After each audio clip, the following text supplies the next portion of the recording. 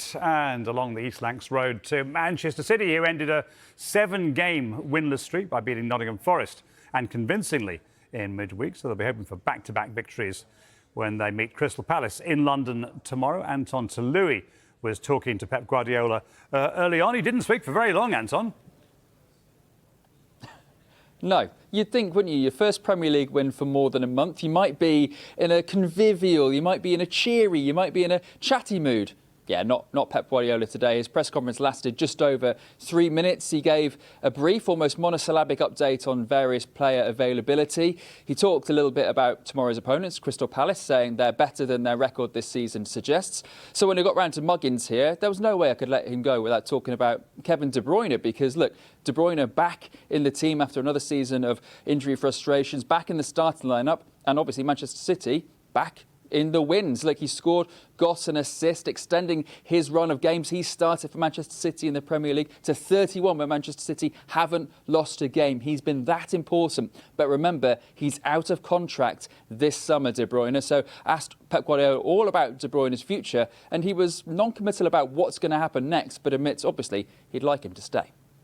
No, I don't know. I'm not involved in that.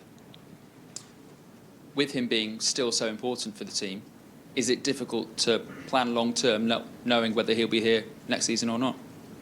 I would like to have a 23 years old and sign a contract for 10 more years for him. So this is what I would like, but we'll see. Doesn't sound easy to sign the 23-year-old that's ever going to replace Kevin De Bruyne, I suppose.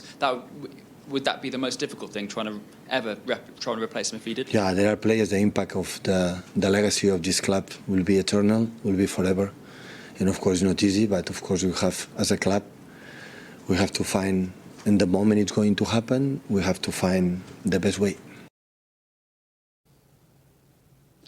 Guardiola also admits that with De Bruyne coming back to full fitness, they're having to monitor his fitness. The game's every 2 or 3 days at the moment. You can't guarantee whether he'll be available to start tomorrow against Crystal Palace. We know there's no Phil Foden tomorrow. He's still out with bronchitis. There's no Manu Akanji. He came off injured. His injury is still being assessed. Nathan Ake looks like he's out for a few weeks after he came off during the game against Nottingham Forest as well. No team has made more changes to their starting 11 this season in the Premier League than Manchester City. Maybe that explains why Pep Guardiola seemed to cut a frustrated figure in front of the press today. I don't know, but 3 points against Palace tomorrow. Hopefully, he'll get a smile back on his face.